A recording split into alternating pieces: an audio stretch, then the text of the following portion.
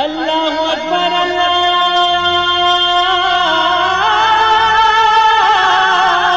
اکبر۔ السلام علیکم ورحمۃ اللہ وبرکاتہ۔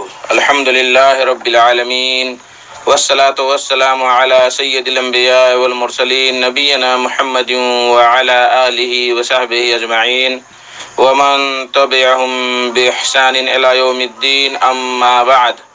میرے دوستو، بزرگوں، اسلامی بھائیوں اور بہنوں، سامعین و سامعات کرام، آج 3 رمضان المبارک 1442 ہجری، 16 اپریل 2021 عیسوی، 3 گتے بیساکھ 2078 وکرمی جمعہ کا دن، میں محمد مستقیم مدنی صدائے حق کا پروگرام لے کر حاضر ہو گیا ہوں، جو روزانہ آپ کی خدمت میں Janak Nandini FM 95.5 megahertz Janakpur Dham دھانوشا Nepal سے پیش کیا جاتا ہے، جس کا تقریباً 1 سال ہونے جا رہا ہے، بلکہ ہو گیا۔ آج بھی انشاءاللہ تبارک و تعالی سب سے پہلے تلاوت قرآن مجید، پھر ایک خوبصورت سی نظم اور پھر ایک عالم کا خطاب سماعت فرمائیں گے۔ تو لیجئے ہم اور آپ مل کر سب سے پہلے قرآن مجید کی تلاوت سنتے ہیں۔ بسم اللہ الرحمن الرحیم۔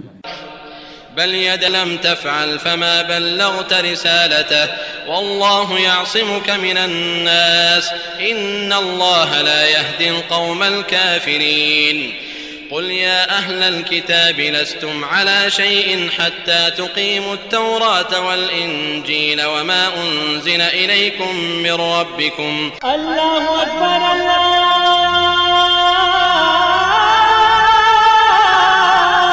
اکبر۔ بعد ہو ایک خوبصورت سی نظم سماعت فرمائیں، کلام سالک بستوی کا، آواز نور الدین ساحل کی، بول ہے: تقویٰ پہ جو نثار ہے ماہ سیام میں، تقویٰ پہ جو نثار ہے ماہ سیام میں، وہ شخص کامدار ہے ماہ سیام میں۔ تقویٰ پہ جو نثار ہے ماہ سیام میں، تقویٰ پہ جو نثار ہے ماہ سیام میں، وہ شخص کامگار ہے ماہ سیام میں، وہ شخص کامگار ہے ماہ سیام میں۔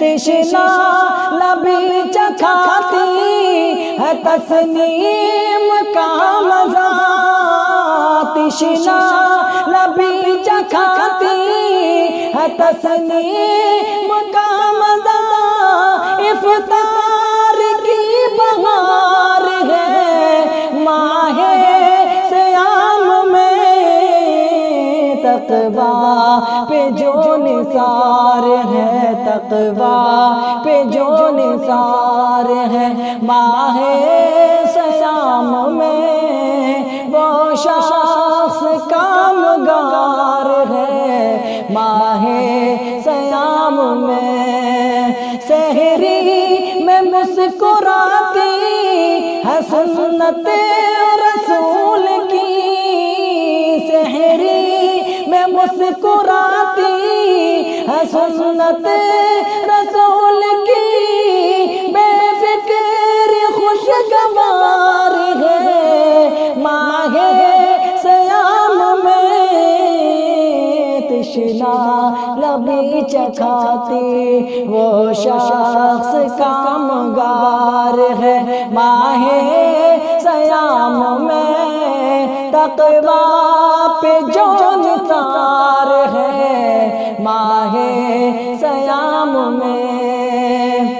دن رات لوٹتا ہوں، دن رات لوٹتا ہوں مزہ رب کے پیار کا، دن رات لوٹتا ہوں مزہ رب کے پیار کا، نیکی کا کاروبار ہے ماہ سیام میں، تقویٰ پہ جو نثار ہے، تقویٰ پہ جو نثار ہے ماہ سیام میں، ہر شخص کامگار گار ہے ماہ صیام میں، مہمان روزہ دار ہے سالک بہشت کا، مہمان روزہ دار ہے، مہمان روزہ دار ہے سالک بہشت کا، مہمان روزہ دار ہے سالک بہشت کا، شیطان شرمسار ہے ماہ صیام میں، تقویٰ پہ جو نثار ہے، تقویٰ پہ جو نثار ہے ماہ صیام میں، وہ شخص کامگار ہے ماہ صیام میں، وہ شخص کامگار ہے ماہ صیام۔ میرے محترم ساتھیو بزرگوں، آج کا خطاب ہے فضیلت الشیخ ڈاکٹر فہد الاسلام اسلفی صاحب کا، جو پٹنہ بہار میں اپنا کلینک چلاتے ہیں اور اللہ تعالیٰ کے فضل و کرم سے ہر جمعہ کو اپنا خطاب، نیا خطاب بھیجتے ہیں۔ اللہ جزائے خیر دے ڈاکٹر صاحب کو اور ان کی روزی روٹی برکت عطا فرمائے۔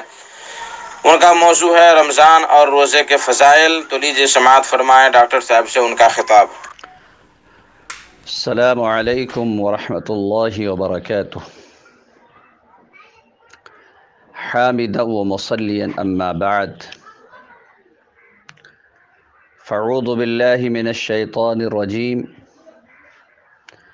یا ایہا الذین آمنوا کتب علیکم الصیام کما کتب علی الذین من قبلکم لعلکم تتقون، رب اشرح لی صدری ویسر لی امری واحلل عقدۃ من لسانی یفقہوا قولی، اللہم رب زدنی علما وارزقنی فہما۔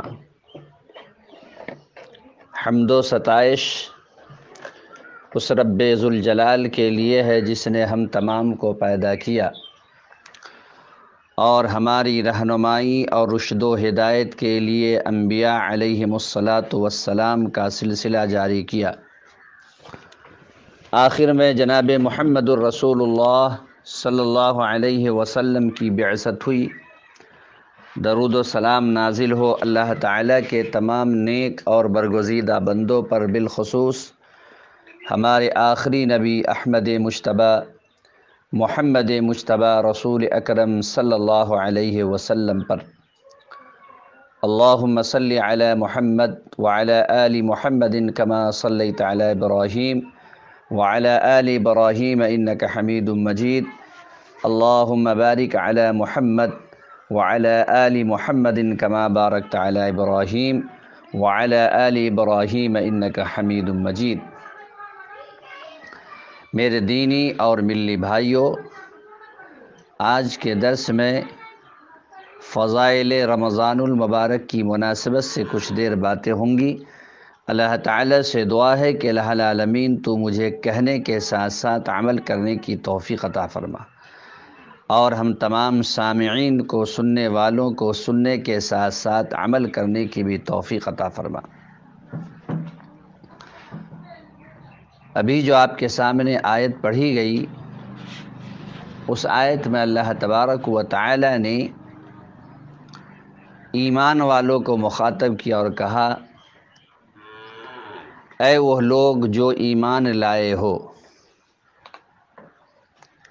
کتب علیکم الصیام، کتب اے بمعنی فرض، کہ تمہارے اوپر روزہ فرض کیا گیا ہے، کما کتب علی الذین من قبلکم، اور یہ روزہ صرف تمہارے ہی اوپر فرض نہیں کیا جا رہا ہے، بلکہ تم سے پہلے جو امتیں تھیں ان کے اوپر بھی روزہ فرض کیا گیا تھا۔ فرق صرف اتنا ہے کہ امت محمدیہ کے اوپر مکمل 1 مہینہ کا روزہ فرض کیا گیا، لیکن گزشتہ امتوں کے اوپر مکمل 1 مہینے کا روزہ فرض نہیں تھا، لیکن روزہ ان کے اوپر بھی فرض تھا۔ تو بات پوری ہو گئی تھی، اے وہ لوگ جو ایمان لائے ہو، تمہارے اوپر روزہ فرض کیا جا رہا ہے۔ لیکن اس سینٹنس کا لانے کا کیا مطلب ہے؟ اللہ تبارک و تعالی نے گزشتہ قوموں کا ذکر کیوں کیا؟ اس لیے کہ صبح صادق سے لے کر کے غروب شمس تک بھوکا اور پیاسا رہنا بہت آسان کام نہیں ہے، بہت مشکل کام ہے۔ لیکن ایک مشکل کام کو بھی چند لوگوں کے اوپر منقسم کر دیا جائے، چند لوگوں کے اوپر بانٹ دیا جائے تو وہ مشکل کام بھی آسان ہو جاتا ہے۔ تو اس لیے اللہ تبارک و تعالی نے بیان فرمایا کہ اے امت محمدیہ کے افراد سنو، اے امت محمدیہ کے لوگوں، صرف ہم تمہارے اوپر روزہ نہیں فرض کر رہے ہیں، کما کتب علی الذین من قبلکم، تم سے پہلے جو امتیں تھیں ان کے اوپر بھی ہم نے روزہ فرض کیا تھا۔ تو ایک مشکل کام کو آسان کرنے کے لیے اللہ تبارک و تعالی نے یہ اسلوب اپنایا ہے۔ روزے کا مقصد کیا ہے؟ لعلکم تتقون، روزے کا مقصد تقوی پیدا کرنا ہے۔ انشاءاللہ باتیں وقت ملے گا تو باتیں تقوی کی مناسبت سے باتیں آئیں گی۔ تو روزے کا مقصد کیا ہے؟ تقوی پیدا کرنا ہے۔ اس مناسبت سے وقت ملنے پر باتیں آئیں گی۔ آگے اللہ تبارک و تعالی نے کیا کہا؟ ایام معدودات، یہ گنتی کے چند دن ہیں۔ اللہ تبارک و تعالی 29 دن بھی کہہ سکتا تھا اور 30 دن بھی کہہ سکتا تھا، لیکن اللہ تبارک و تعالی نے اس اسلوب کو کیوں اپنایا؟ ایام معدودات، یہ گنتی کے چند دن ہیں۔ اس لیے کہ اگر کہا جائے کسی کام کو کہ بھائی 29 دن تک کرنا ہے، 30 دن تک کرنا ہے، تو یہ ذرا مشکل لگ رہا ہے سننے میں۔ لیکن اگر یہ کہہ دیا جائے کہ ایام معدودات، یہ گنتی کے چند دن ہیں، تو انسانوں کا مزاج یہ ہے کہ وہ یہ سوچتا ہے کہ چلو یہ گنتی کے چند دن ہیں۔ اس لیے اللہ تبارک و تعالی نے اس اسلوب کو اپنایا۔ فَمَنْ كَانَ مِنْكُمْ مَرِيضًا أَوْ عَلَى سَفَرٍ فَعِدَّةٌ مِّنْ أَيَّامٍ أُخَرَ۔ اب بیمار آدمی سوچ سکتا تھا کہ بیماری کی حالت میں ہم کیسے روزہ رکھیں گے، تو اللہ تبارک و تعالی نے بیمار اور اسی طریقے سے جو وطن سے باہر ہیں، سفر کر رہے ہیں، جنہیں سفر درپیش ہے، جو سفر کی حالت میں ہیں، ان کے لیے اللہ تبارک و تعالی نے بیان فرمایا کہ فَمَنْ كَانَ مِنْكُمْ مَرِيضًا أَوْ عَلَى سَفَرٍ فَعِدَّةٌ مِّنْ أَيَّامٍ أُخَرَ، جو تم میں سے بیمار ہو یا سفر پر ہوں، وہ رمضان المبارک کے دوسرے ایام، یعنی رمضان المبارک کے گزر جانے کے بعد دوسرے مہینے میں بھی وہ روزہ رکھ سکتے ہیں۔ تو ایک بیمار آدمی سوچ سکتا تھا کہ بیماری کی حالت میں ہم کیسے روزہ رکھیں گے۔ ایک مسافر سفر کی حالت میں جسے پریشانیوں کا سامنا ہوتا ہے، وہ سوچ سکتا تھا کہ وہ کیسے روزہ رکھ سکتا ہے۔ اس لیے اللہ تبارک و تعالی نے کہا فَمَنْ كَانَ مِنْكُمْ مَرِيضًا أَوْ عَلَى سَفَرٍ فَعِدَّةٌ مِّنْ أَيَّامٍ أُخَرَ وَعَلَى الَّذِينَ يُطِيقُونَهُ فِدْيَةٌ طَعَامُ مِسْكِينٍ، اور جو لوگ استطاعت رکھتے ہیں مسکینوں کو کھانا کھلانے کا، وہ فدیہ دے دیں، روزہ ان کے اوپر سے ساقط ہو جائے گا۔ یہ شروع اسلام میں حکم تھا، اس لیے کہ آپ جانتے ہیں کہ جملہ انبیاء علیہم الصلاۃ والسلام کی دعوت کے اوپر جو لبیک کہنے والے تھے وہ کمزور لوگ تھے، نحیف لوگ تھے۔ ہمیشہ مالداروں نے بعد میں جو ہے دین کی طرف رغبت دکھلائی ہے، تو مالداروں کو یہ بات شاق گزر سکتی تھی جنہیں کھانے پینے کی کسی چیز کی کمی نہیں ہے، وہ یہ سوچ سکتا تھا کہ بھائی ہم جو ہے بھوکا اور پیاسا کیوں رہیں، تو اللہ تبارک و تعالی نے مزاج بنانے کے لیے شروع اسلام میں مالداروں کے اوپر سے روزہ ساقط کر دیا تھا کہ جو مالدار روزہ نہیں رکھتا ہے وہ بعد کے ایام میں رکھ لے، وہ جو ہے فدیہ دے دیں، اسے چھٹکارا مل جائے گا۔ لیکن جب جو ہے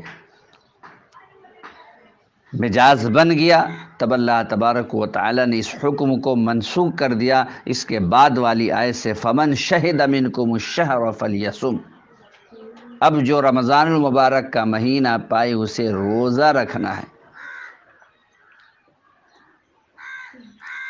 تو اللہ تبارک و تعالی نے ان آیات کے اندر اسلوب اپنایا ہے، ایک مشکل کام کو آسان انداز میں بندوں تک پہنچانے کے لیے اس اسلوب کو اپنایا ہے۔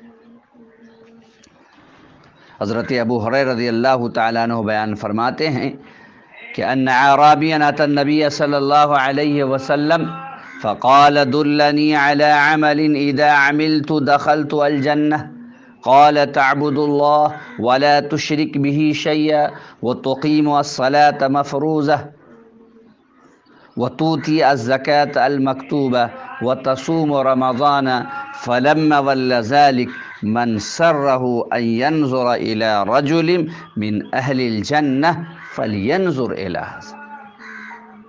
حضرت ابو ہریرہ رضی اللہ تعالیٰ عنہ بیان فرماتے ہیں کہ ان اعرابیا اتى النبی صلی اللہ علیہ وسلم، ایک دیہاتی نبی صلی اللہ علیہ وسلم کی خدمت میں آیا، فقال دلنی، اور اس دیہاتی نے کیا کہا، دلنی علی عمل اذا عملت دخلت الجنہ، اے اللہ کے نبی صلی اللہ علیہ وسلم مجھے ایسا عمل بتائیے جس کے کرنے کی وجہ سے میں جنت کے اندر داخل ہو جاؤں۔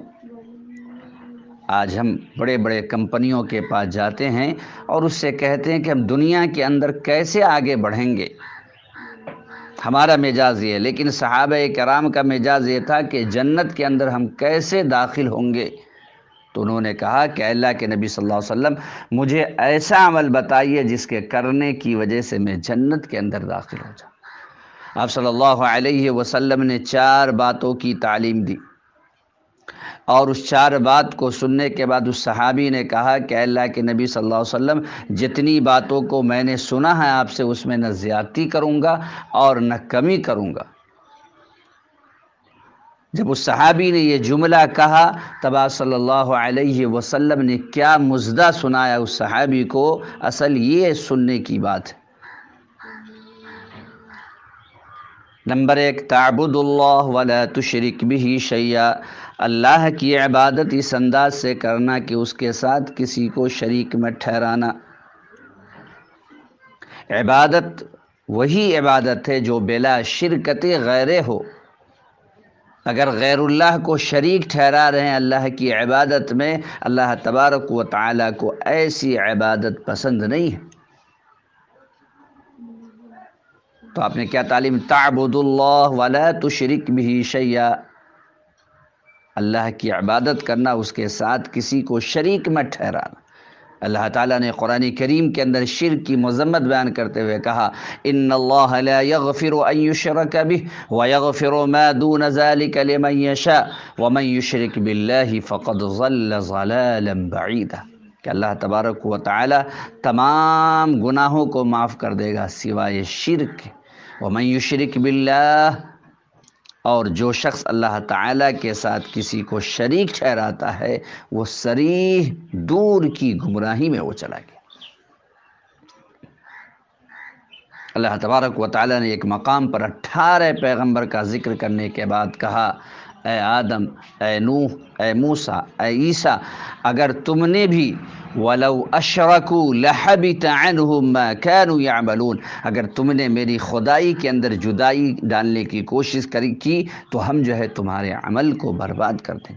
اور ایک مقام پہ جناب محمد رسول اللہ صلی اللہ علیہ وسلم کو مخاطب کرتے ہوئے کہا، لَإِنْ أَشْرَكْتَ لَيَحْبَطَنَّ عَمَلُكَ، اے محمد صلی اللہ علیہ وسلم اگر آپ نے بھی میری خدائی کے اندر جدائی ڈالنے کی کوشش کی تو ہم آپ کے بھی عمل کو برباد کر دیں گے۔ شرک اتنا بڑا گناہ ہے۔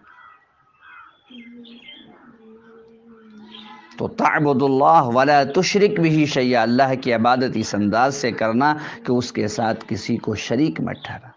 وتقیم الصلاۃ المفروضہ، فرض نماز کی پابندی کرنا نمبر 2۔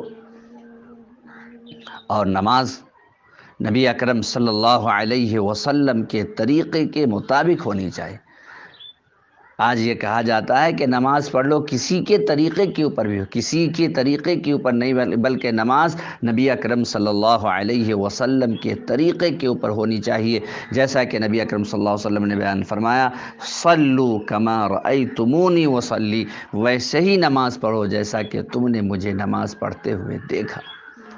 نبی اکرم صلی اللہ علیہ وسلم بیٹھے ہوئے ہیں، ایک صحابی جو مسبوق تھے نماز پڑھنے لگے، جب انہوں نے نماز مکمل کر لی تب آپ صلی اللہ علیہ وسلم نے کہا، صلی فإنک لم تصلی، نماز پڑھو، گویا تم نے ایسی نماز پڑھی ہے گویا کہ تم نے نماز ہی نہیں پڑھی ہے۔ دوبارہ وہ صحابی کھڑے ہوئے اور دوبارہ نماز انہوں نے ادا کی، پھر آپ صلی اللہ علیہ وسلم نے کہا، صلی فإنک لم تصلی، نماز پڑھو، تم نے ایسی نماز پڑھی ہے گویا کہ تم نے نماز ہی نہیں پڑھی۔ پھر وہ صحابی کھڑے ہوئے، تیسری مرتبہ پڑھے اور تیسری مرتبہ آپ صلی اللہ علیہ وسلم نے کہا، صلی فإنک لم تصلی، نماز پڑھو، تم نے ایسی نماز پڑھی ہے گویا کہ تم نے نماز ہی نہیں پڑھی۔ بتلائیے کہ وہ کن کے طریقے کے اوپر نماز پڑھ رہے تھے؟ ظاہر سی بات ہے نبی اکرم صلی اللہ علیہ وسلم کے زمانے میں کوئی امام آیا ہی نہیں تھا، نبی اکرم صلی اللہ علیہ وسلم خود موجود ہیں اور آپ صلی اللہ علیہ وسلم کے طریقے کے مطابق وہ نماز پڑھنے والے تھے، پھر بھی آپ صلی اللہ علیہ وسلم نے کہا کہ تم نے ایسی نماز پڑھی گویا کہ تم نے نماز ہی نہیں پڑھی۔ تب آپ صلی اللہ علیہ وسلم نے انہیں بتلایا، وہ تعدیل ارکان نہیں کر رہے تھے، جلد بازی سے نماز پڑھ رہے تھے، کوا کے ٹھونگے مارنے کی طرح نماز پڑھ رہے تھے، اس لیے آپ صلی اللہ علیہ وسلم نے کہا کہ تم نے ایسی نماز پڑھی ہے گویا کہ تم نے پڑھی ہی نہیں۔ وَتُؤْتِيَ الزَّكَاةَ المکتوبہ، اور تمہارا مال جب نصاب کو پہنچ جائے تو زکوٰۃ نکالنا، اور سال بھر گزر جائے اس مال کے اوپر بھی تو۔ وَتَصُومُ رَمَضَانَ، اور جب رمضان المبارک کا مہینہ آئے تو غیر رمضان کی طرح نہیں گزارنا، بلکہ صبح صادق سے لے کر کے غروب شمس تک جو قرآن نے کنڈیشن بتایا ہے، جو نبی اکرم صلی اللہ علیہ وسلم نے رمضان المبارک کے ایام کو گزارنے کو بتایا ہے، ویسے گزارنا۔ جب اتنی بات اس صحابی نے سنی تو سننے کے بعد انہوں نے اقرار کیا اور کہا، لا ازید ولا انقص، اے اللہ کے نبی صلی اللہ علیہ وسلم، میں نے جتنی بات آپ سے سنی ہے اس میں نہ زیادتی کروں گا اور نہ کمی کروں گا۔ یہ کیا ہے؟ نبی اکرم صلی اللہ علیہ وسلم کا مقام و مرتبہ ہے جو وہ صحابی بیان کر رہے ہیں۔ آپ صلی اللہ علیہ وسلم سے جو بات ہم تک پہنچی ہے بس اتنی ہی بات پہ عمل کرنی ہے، اس میں نہ زیادتی کرنی ہے اور نہ کمی کرنی ہے۔ یہ کیا ہے؟ یہ مقام رسالت ہے اور یہ فہم صحابہ ہے۔ لا ازید ولا انقص۔ فلما ول ذلک، واللہ یولی کے معنی کیا ہوتے ہیں؟ پیٹھ پھیر کر کے جانے کے۔ آج کہا جاتا ہے کہ مزاروں اور آستانوں پر 10 قدم 15 قدم جو ہے ادھر پیٹھ نہ کرو، لیکن وہ صحابی اپنی پیٹھ کو نبی اکرم صلی اللہ علیہ وسلم کی طرف کر کے جا رہے ہیں۔ پتہ کیا چلا کہ کسی کی طرف پیٹھ کرنے کی وجہ سے اس کی شان میں تنقیص نہیں ہوتی ہے، اس کی شان میں کمی نہیں آتی ہے۔ اگر شان میں کمی آتی تو وہ صحابی نبی اکرم صلی اللہ علیہ وسلم کی طرف پیٹھ نہیں کرتے۔ فلما ول ذلک، جب وہ پیٹھ پھیر کر کے جانے لگے تب آپ صلی اللہ علیہ وسلم نے کیا کہا؟ من سرہ ان ینظر الی رجل من اہل الجنہ فلینظر الی ھذا، جو شخص اپنے سامنے کسی جنتی کو اس آسمان کے نیچے، اس روئے زمین کے اوپر اپنے سامنے کسی جنتی کو دیکھنا چاہتا ہو، فلینظر الی ھذا، تو یہ دیکھو یہ جنتی جا رہا ہے۔ آپ صلی اللہ علیہ وسلم نے 4 باتوں کی تعلیم دی۔ اللہ کی عبادت اس انداز سے کرنا کہ اس کے ساتھ کسی کو شریک مت ٹھہرانا، فرض نماز کی پابندی کرنا، زکوٰۃ کی ادائیگی کرنا اور رمضان المبارک کے مہینہ کے اندر روزہ رکھنا، اس صحابی نے سن کر کے کہا کہ جتنی بات کو میں نے سنا ہے اس میں نہ زیادتی کروں گا اور نہ کمی کروں گا۔ تب آپ صلی اللہ علیہ وسلم نے جنت کی بشارت سنائی۔ اس میں حج کا ذکر نہیں، اس لیے کہ یہ واقعہ، یہ حدیث حج کے فرض ہونے سے پہلے کا۔ تو اگر آج بھی ہم بھی اس صحابی کے طریقے کے مطابق عمل کریں گے تو ہم بھی جنت کے اندر داخل ہوں گے، جیسا کہ نبی اکرم صلی اللہ علیہ وسلم نے اس صحابی کے اس جملے کو سننے کے بعد کہا کہ اگر واقعی میں اس نے زیادتی نہیں کی اور اس نے کمی نہیں کی تو یہ شخص جو ہے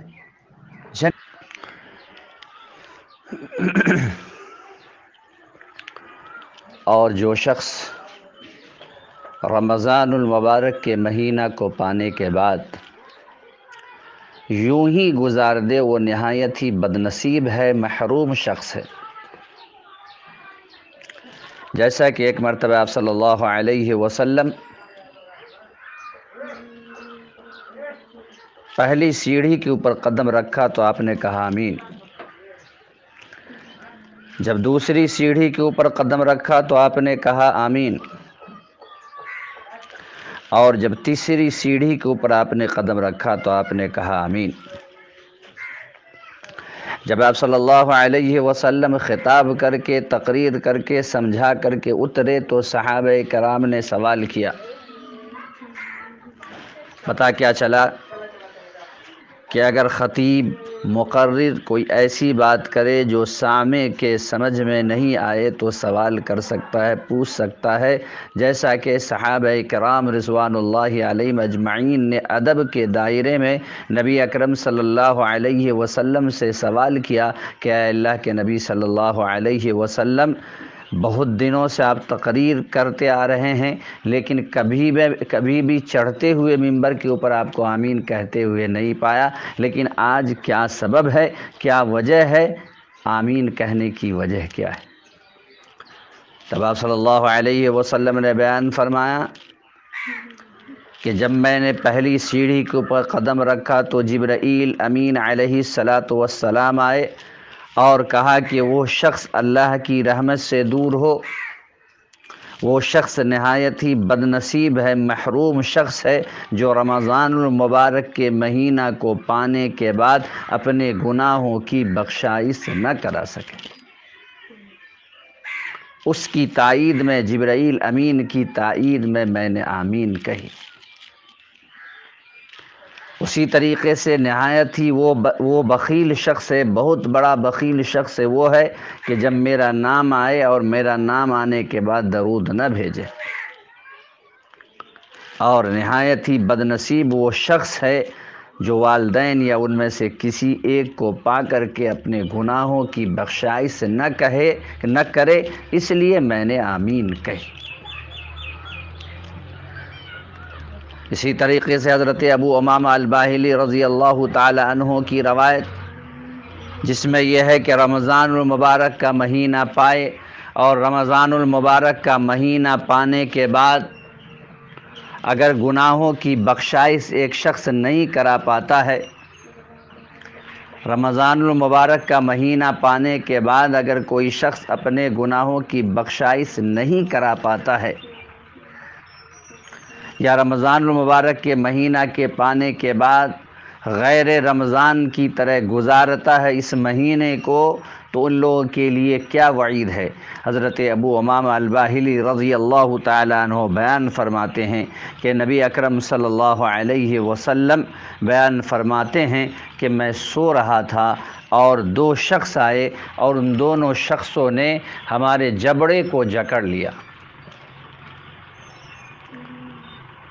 اگر طاقتور آدمی ہو اور طاقتور آدمی کو ان سے زیادہ دو طاقتور آدمی جکڑ لے تو ایسی صورت میں بازو کے جکڑنے کی وجہ سے آدمی بے بس ہو جاتا ہے، اس لیے آپ صلی اللہ علیہ وسلم کہتے ہیں کہ دونوں طرف سے دو طاقتور فرشتوں نے، دو طاقتور شخص نے ہمارے بازو کو جکڑ لیے، اب وہ جدھر لے جا رہے تھے ادھر میں جا رہا تھا۔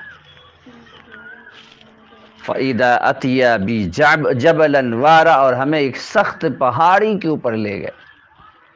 فَقَالَ اصْعَدْ، اور کہا کہ اس کے اوپر چڑھیے.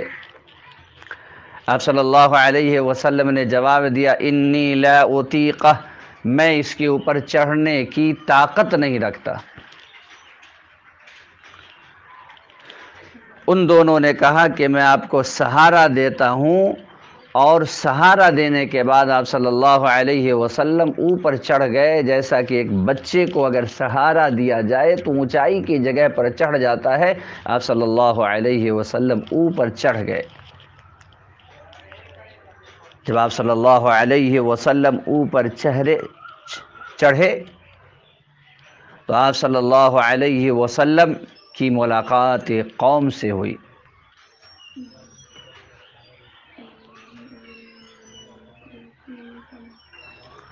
اور اس قوم کو الٹا لٹکا دیا گیا تھا، پاؤں کو اوپر کر دیا گیا تھا، سر کو نیچے کر دیا گیا تھا، اور ان کے جبڑے کو چیر دیا گیا تھا. آپ صلی اللہ علیہ وسلم نے پوچھا کہ یہ کون لوگ ہیں؟ جواب ملا الذین یفطرون قبل تحلۃ صومہم، یہ وہ لوگ ہیں جو رمضان المبارک کے مہینہ کو پانے کے بعد غیر رمضان کی طرح گزارتے تھے. آج بہت سارے لوگ یہ ڈائلگ مارتے ہیں اور کہتے ہیں کہ روزہ تو وہ رکھتا ہے جس کے پاس کھانے پینے کی کمی ہو، ہم کیوں روزہ رکھیں گے؟ اس وعید والی روایت کو اپنے سامنے رکھنا چاہیے. اسی طریقے سے نبی اکرم صلی اللہ علیہ وسلم نے بیان فرمایا الصیام والقرآن یشفعان للعبد یوم القیامہ، کہ یہ روزہ اور یہ قرآن کل قیامت کے دن سفارش کرے گا. روزہ کہے گا کہ اے اللہ میں نے اس بندے کو کھانے سے پینے سے روکے رکھا، اور قرآن کہے گا کہ میں نے اس بندے کو نیند سے روکے رکھا، یہ راتوں کو شب بیداری کرتا تھا اور قرآن کریم کی تلاوت کرتا تھا. آپ صلی اللہ علیہ وسلم نے بیان فرمایا کہ فیشفعان، ان دونوں کی سفارش قبول کی جائے. اسی طریقے سے نبی اکرم صلی اللہ علیہ وسلم نے بیان فرمایا کہ کم من صائم، بہت سارے ایسے روزے دار ہیں جسے سوائے بھوکے اور پیاسے رہنے کے کوئی فائدہ نہیں. کم من صائم لیس لہ الا الظما،